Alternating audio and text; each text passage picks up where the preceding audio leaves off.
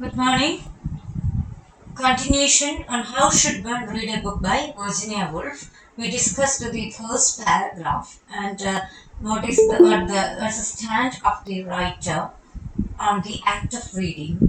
For readers, what does she have to? What she gives as an opinion, actually as an opinion or suggestion. Nothing like preaching or compulsory instructions are not on the part of the essays. We have already come across that idea. So she says about the importance of independence, freedom, when you are going to read something. And she says, after all, what laws can be laid down about books? That is the way she uh, gets her idea about the independence, the importance of independence, having independence. And that particular paragraph we ends with the note that everywhere else we may be found by laws and conventions. There we have none. In the sanctuary-like libraries where you have number of books and the importance of freedom, interpretation, reading, according to your choice, your perspectives on life that you have to take for granted. So that spirit of freedom is very important. And now you can see the laws and conventions cannot be at work in a library. Where libraries and books, words especially, those live on the platform of freedom, freedom in reading, freedom in reading, interpreting. That's the first point of our reference.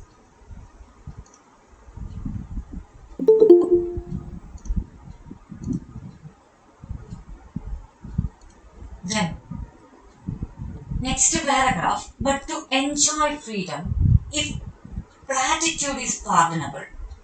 Gratitude actually cliche, the term means cliche.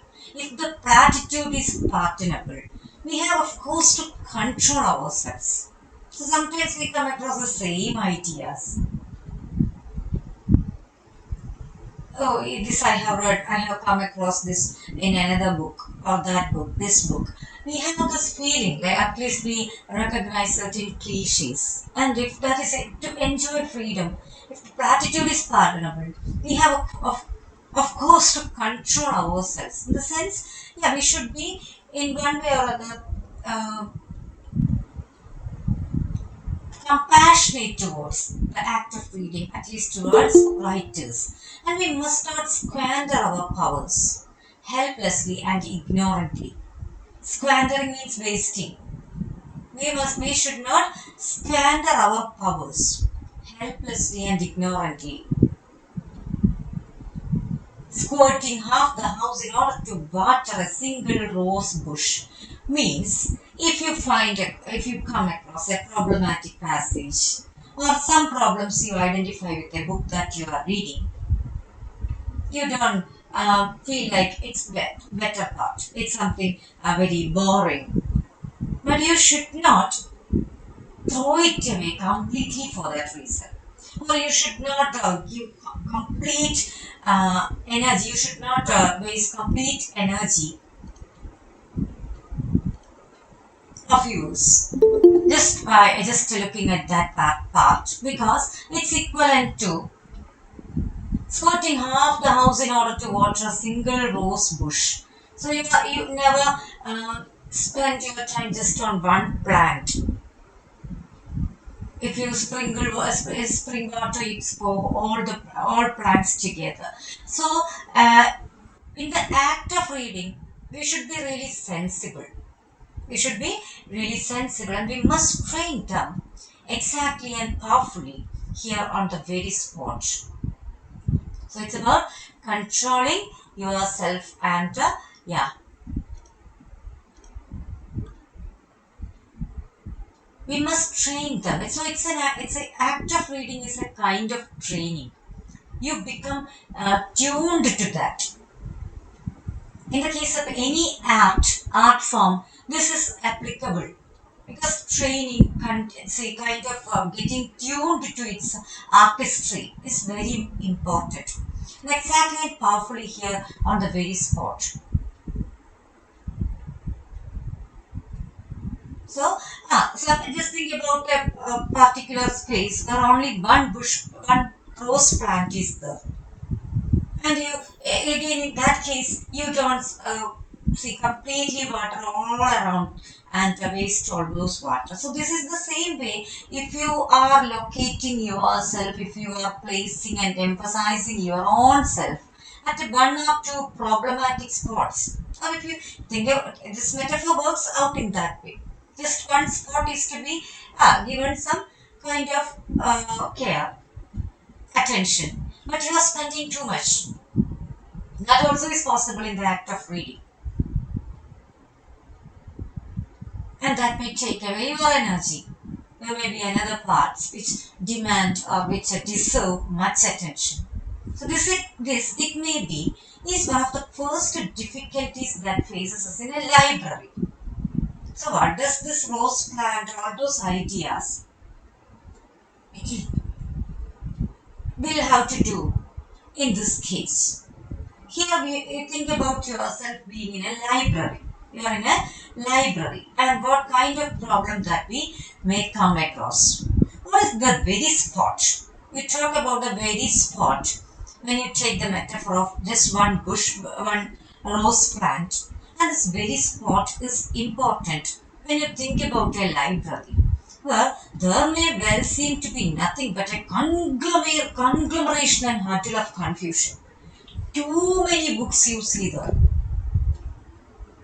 Too many books you come across there. Which one should I take? Which kind I should read? Poems, novels, histories, memoirs. Which are the types available? And many others, dictionaries and blue books.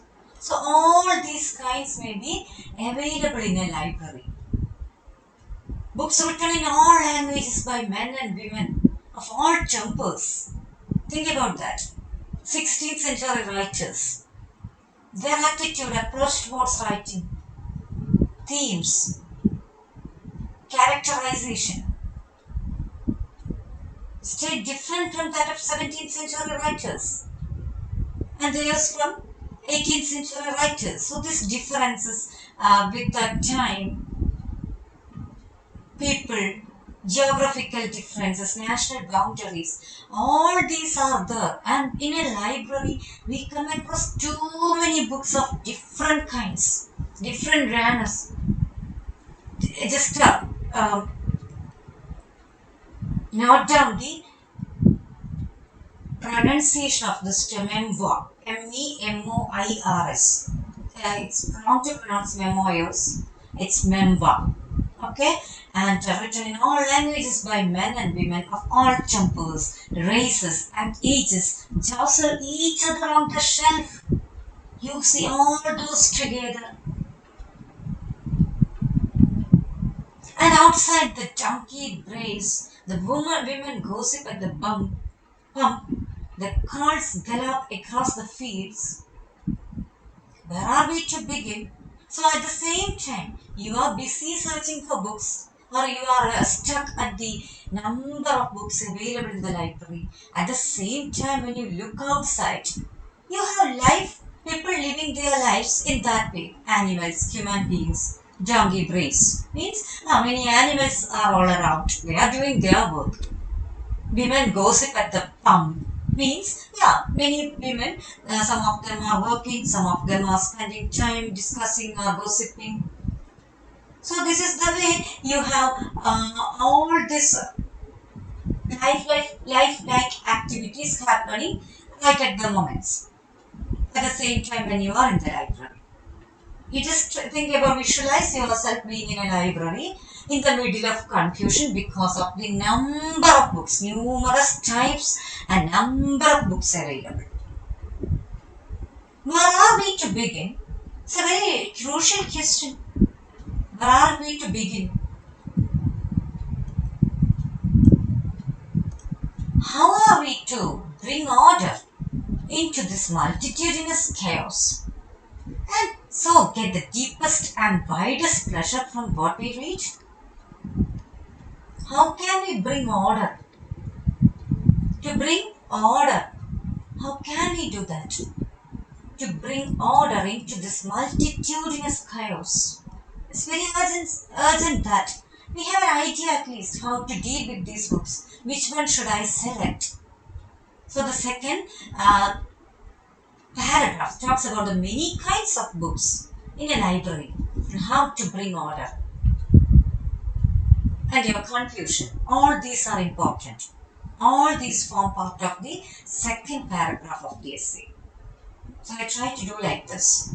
Concluding as a briefing, as I read it yesterday, complete briefing had been given, and under each paragraph, at the end of each paragraph, I'll try to type down this matter and will send back this file to you. Okay, and now it is simple enough to say that. Next paragraph.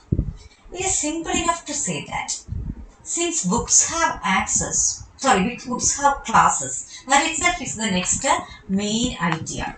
Classes in books. Books have classes. We term it to be genre. Genre. Genre. So like fiction, biography, poetry. And many other kinds. A few are listed here like fiction, biography, poetry. You have drama, short fiction, all those are available. We should separate them and take from each what it is right that each should give us. We should separate them and take from each. First part it is about separating. Like fiction is not equivalent to poetry.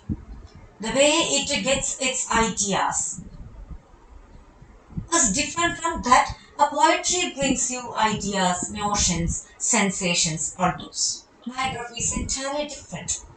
Autobiography and biography, how different these are.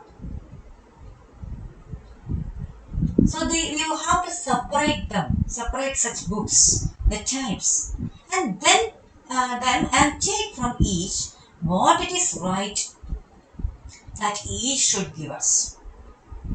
So that actually, as the same way you talk about filtering, taking the essence, the content, that you have to see what each can get you. What it is right that each should give us. What each of those books can give us. That is a question of relevance. Yet few people ask from books what books can give us. Yet few people ask from books what books can give us. But we don't usually ask this question. Very few ask what this book can get me. So that's a question of relevance, but few. Few means what? Yet few people. A few means at least a number of, a minimum, a considerable number. Few means nothing, no one. Actually, this question is not asked or thought about. And most commonly, we come to books with a blurred and divided minds. The problem with our approaching texts or books. That's what she's going to discuss now. We come to books with a blurred and divided minds. So we have different tasks, engagements in between. At times people opt for reading. You might have come across voracious readers who spend 20 hours per day for reading, but there is very few, rare cases. And she's talking about the people who are approaching reading, who are reading for different purposes, who are in touch with the books at least, and they are not actually very serious readers. They are in the midst of confusion of different kinds. Like your vision is blurred, you are with the divided minds, you have different thoughts disturbing you or coming to you like waves. In between you are selecting, you are opting to read as well. So that is this one of the activities, and then how to manage all these. So asking of fiction, that it shall be true. Of poetry, that it shall be false. Of biography, that it shall be flattering. Okay. So what all ideas that we usually hold about fiction, then about poetry, then about biography. She gives some examples like fiction. Okay, fiction. Already fiction means it's something fabricated. So an idea of fabrication is already implied in that. Kettugatha. The term itself is that. Kettugatha. So kettichamatchadu, manipulated, fabricated. The idea is already there in that very definition, notion of fiction. And we have an elevated kind of definition in Life of Pi, where you get fiction is selective transformation of reality. But for that reason, you can never say that it's complete reality. You cannot claim that. And so it shall be true. It shall be true. May or may not. That is the only way. And of poetry, you have the tendency to say poetry, oh, it's just about falsehood. It's nothing but false. Even fiction, you say like, okay, it shall be true, may be true. But in the case of poetry, you are sure. Some people they are sure that it's made false. It's false. And again, of biography, think about biography. When you read a biography, so biography is not written by the person himself or herself, but by another. It shall be flattering. So this is the way you approach different kinds of writings. Different types, not about kinds, but the types, classes of literary pieces. On history. Regarding history, what is the common notion? Shall enforce our own prejudices. Definitely. Till we realized or recognized the textuality of history in the context of post-structuralism or post-colonialism, the distortions involved, the power play, our prejudices had been at work. Like history sticks it. But now we know, these prejudices are part and parcel of the conditioning. Still, we hold this kind of an idea about history that it will help only to enforce our own prejudices. Like, an Indian reads the history of India written by a Britisher.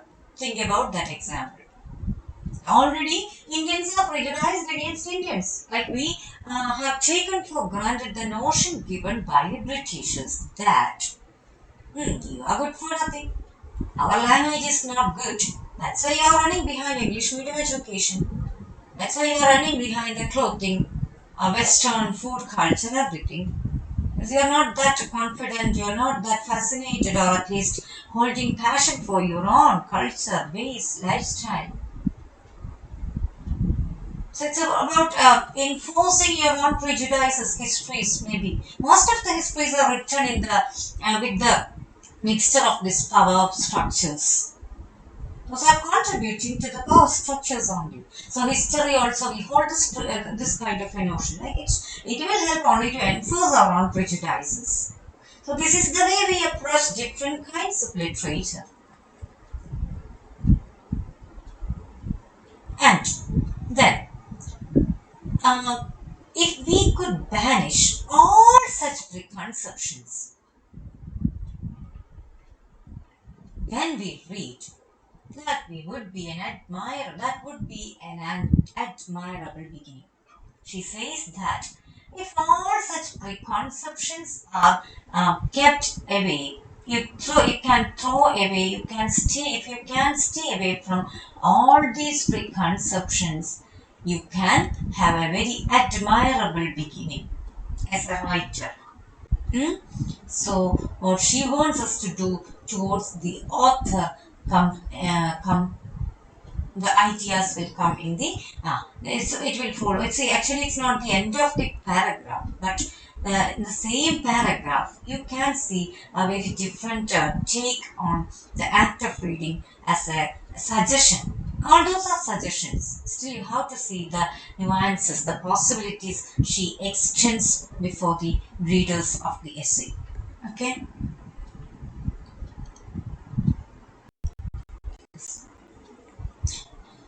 Do not dictate to your author. Try to become him. So this part is ultimately about being compassionate towards the writer and the act of writing. So what does she say? Do not dictate to your author. Please don't dictate. Don't hold a kind of very rival mode of approach. You should not be approaching in a very see what you say, approach without compassion, like that, for the act of writing or towards the person, the author. So try to become him. Means you should be empathetic. Should try to become him. Means the writer, him or her. So that yeah, terms, the incorporation, the representation for women had not been there during that time, or even with Virginia Woolf, it's not him, not her, at least with a slash. So be his fellow worker and accomplice. So how important it is to be one with when you read a text, a book, you should be like a fellow worker. You should travel with the person, their mindset, their idea, their evolving ideas. You can try traveling with them. And a complice, a companion, well preferred companion. So that's what you are supposed to be, or at least it's preferable that you become all these, like fellow worker, a complice, very understanding, at least compassionate towards the person and the way he or she narrates things.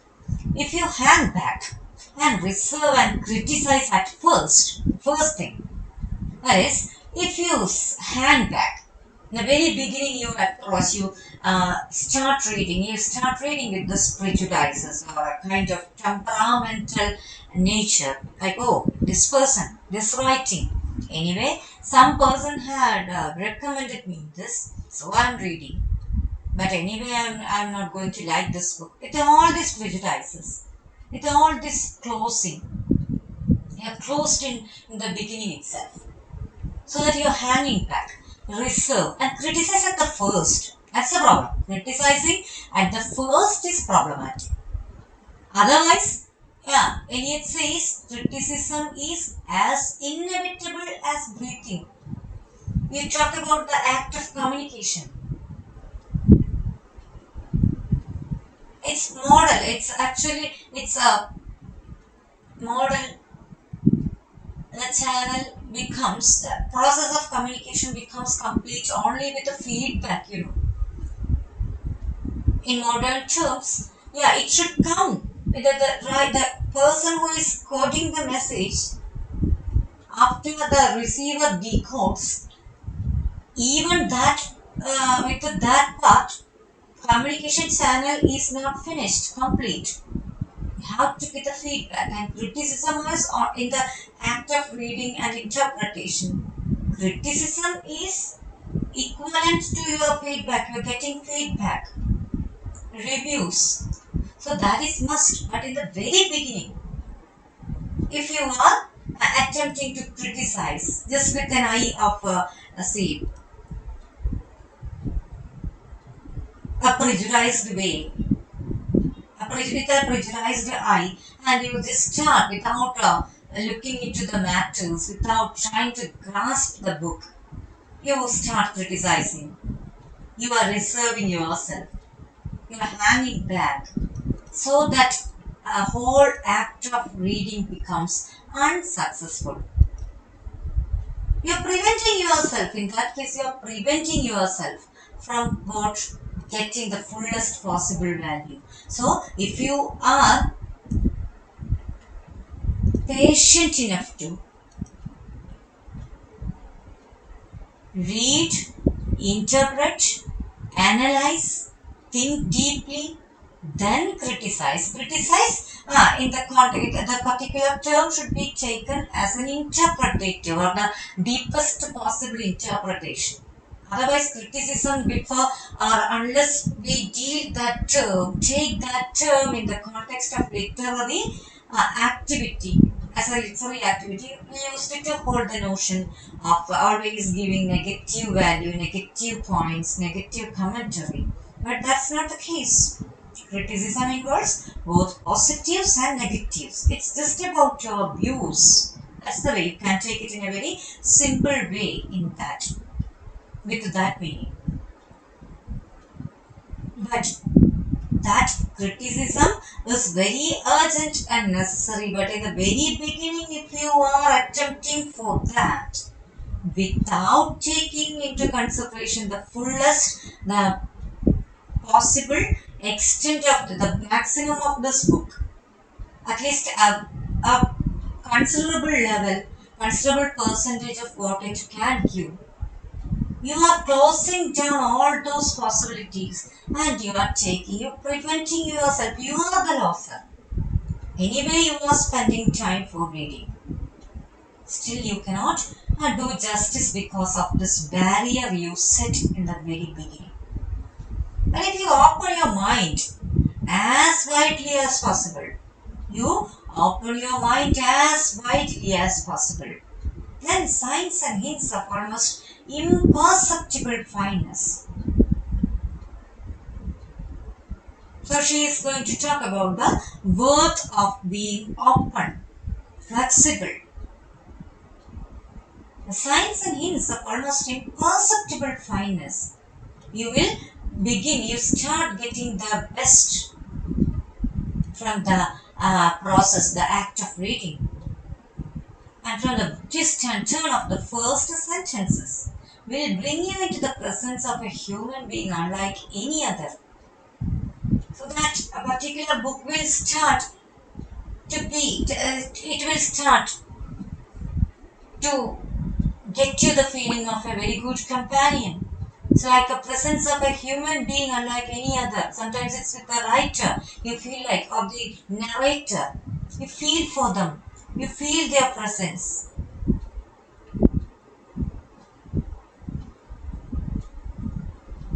Steep yourself in this. Acquaint yourself with this. And soon you will find that your author is giving you or attempting to give you something far more definite. Don't blame him or her in the very beginning. Something far more definite is kept in reserve. You have to be patient.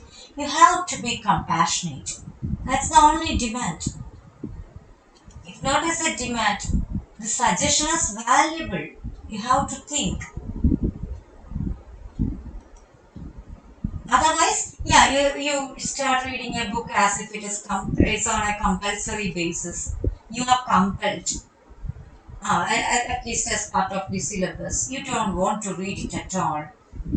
At least you feel like, oh, this writer, anyway, I don't want to. I just wanted to finish it off at the earliest. So with all these prejudices and uncomfort, if you are approaching, you are going to miss out all these possibilities. But if you are patient enough, if you are compassionate towards the act of writing and writer, you're going to benefit. Definitely, you are going to get something out of the act of experience of reading. The 32 chapters of a novel. Think about the novels that we also come across. Not even 32, 100 chapter novels with 100 plus chapters. We already finished up reading, learning. Think about Life of Bites with 100 different chapters. And here she talks about the type of novels with a lot of chapters, 32 chapters of a novel. If we consider how to read a novel first, or an attempt to make something as formed and controlled as a building. Actually, the act of reading can be understood with a metaphor. In the with the act of building something, you're building. You well planned. You don't go for the concrete. First, you're not going to complete the works of the roof, but that of the base itself. You have to begin from the base. then the lintel, then the walls. Only that is the way that is possible. Other methods also may be there. Before walls you have, yeah, with at least with 4 or 5 supports you can build the roof. But still the basement is very necessary, very necessary. Building the base is a must. But words are more impalpable than bricks. So you think about building and the bricks, how important it is to arrange, organize those in the order.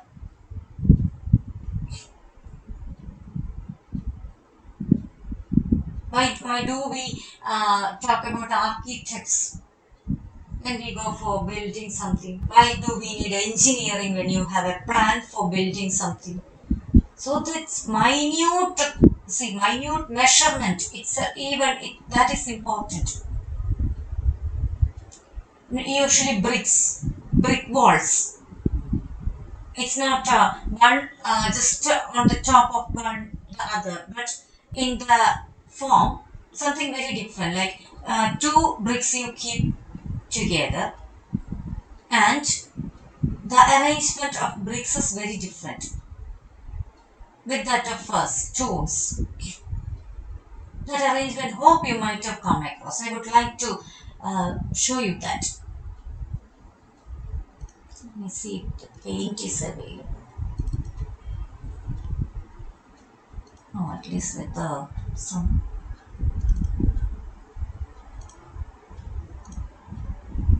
table we will see how bricks are arranged.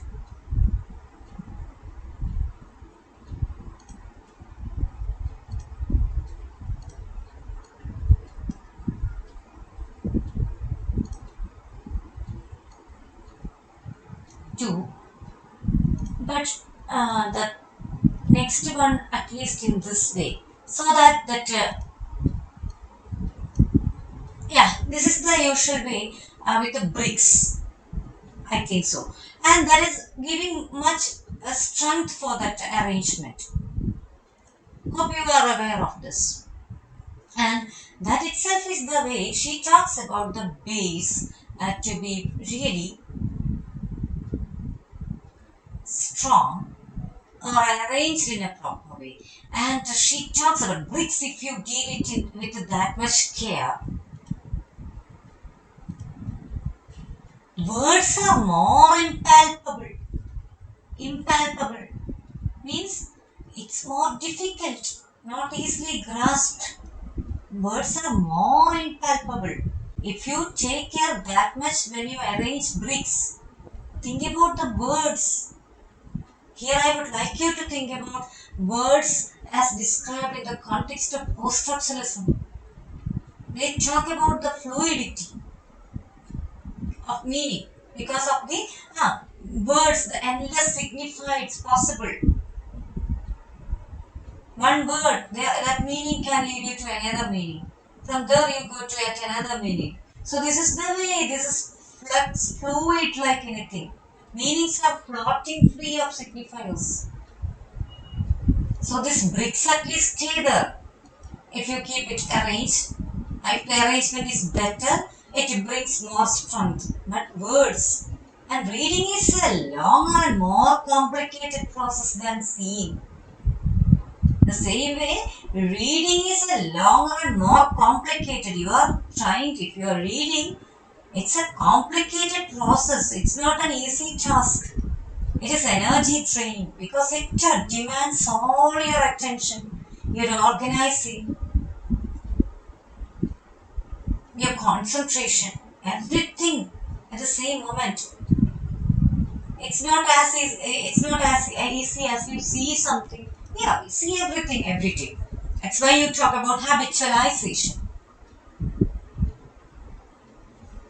In the modern context, you talk about habitualization, at least in the context of Marxism and all. Cultural theories nowadays talk about habitualization.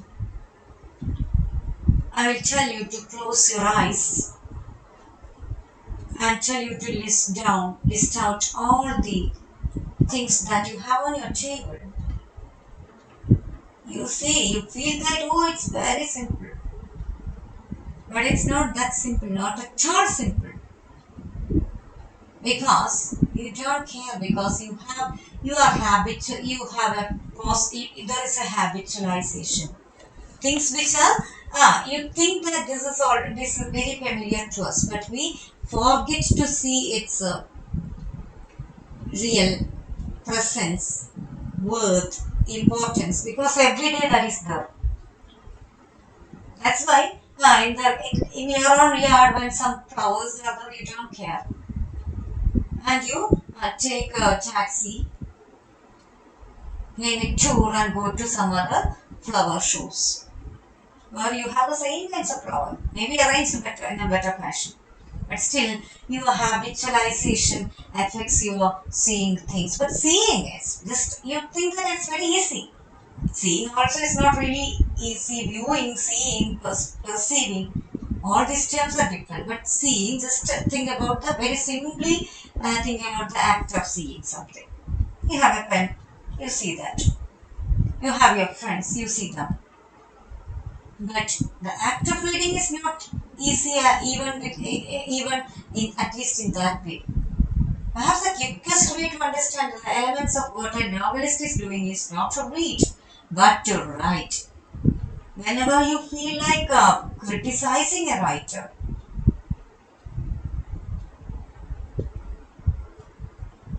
blaming them, finding faults with them, it's better that it's not to read, it's about going to write. You try writing. You go and try to write something, to make your own experiment with the dangers and difficulties of words. Think dangers and difficulties of words. Why? Why do words are dangerous, difficult? The postmodern, post-structuralist dilemma whenever you deal with language because of this unreliable nature. The same thing is applicable here. If not, Virginia Woolf writes in the context of post-structuralism. She's not even aware of those theories. But still, she talks about it. She realizes the dangers and difficulties of words. How difficult it is to arrange words, to choose words from the pool of available options, collections. And this is really better that if you always feel like, if you always take a rival stand towards writers, books, you do that, try to write down. Then you will understand the difficulty. Recall then some event that has left a distinct impression on you.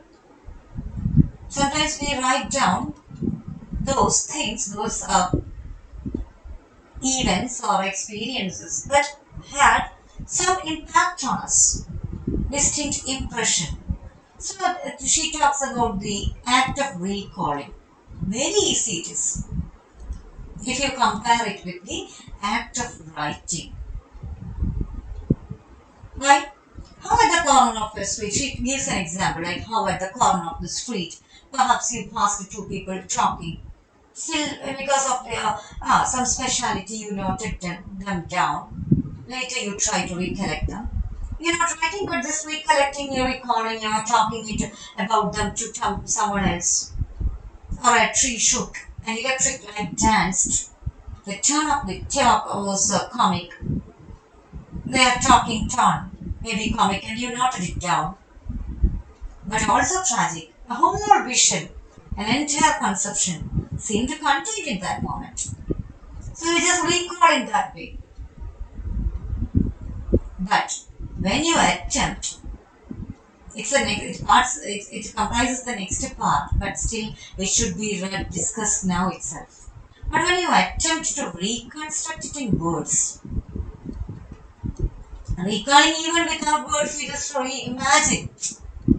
But you are trying to write down, or even trying to bring an explanation of that in words. You would like to make it better, but you find it very difficult. you will find that it breaks into thousand conflicting impressions. Which word should I select? Which way I can express? Which clauses, which combination of words will suit that explanation, that composition? You're confused. Thousand conflicting impressions are there with you. Some must be subdued, others emphasized. When you are trying to read, or trying to narrate an experience or an event, you know that some part of that event is to be subdued.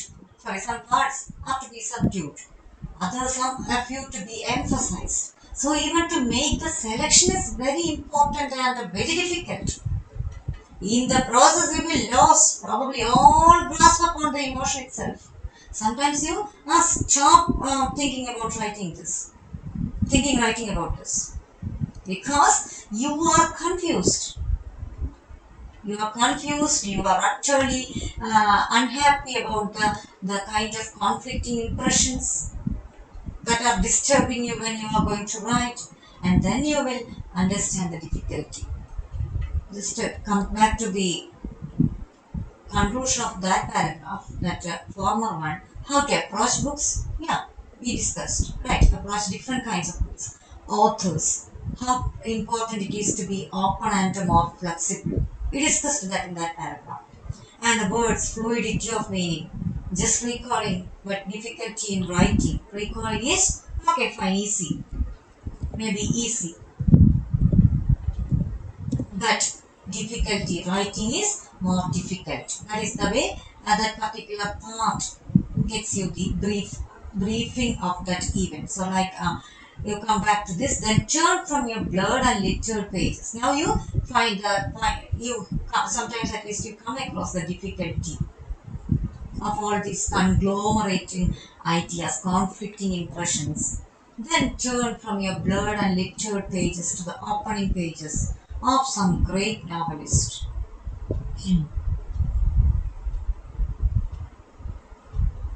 Now she lists out a few novelists here, great novelists, some of the famous ones, a few of the famous novelists of her time. Now you will be better able to appreciate their mastery. Then you will start appreciating their mastery. Even to narrate a simple event that struck my attention, that demanded my attention a few days ago. Even that I cannot narrate, or even that I cannot put in my own words. So how much mastery is there in all these major writers, all these writers, all those who publish books.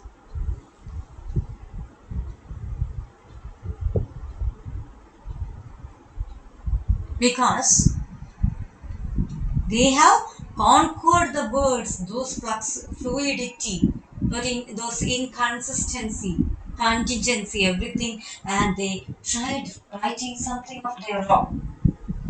It is not merely that we are in the presence of a different person.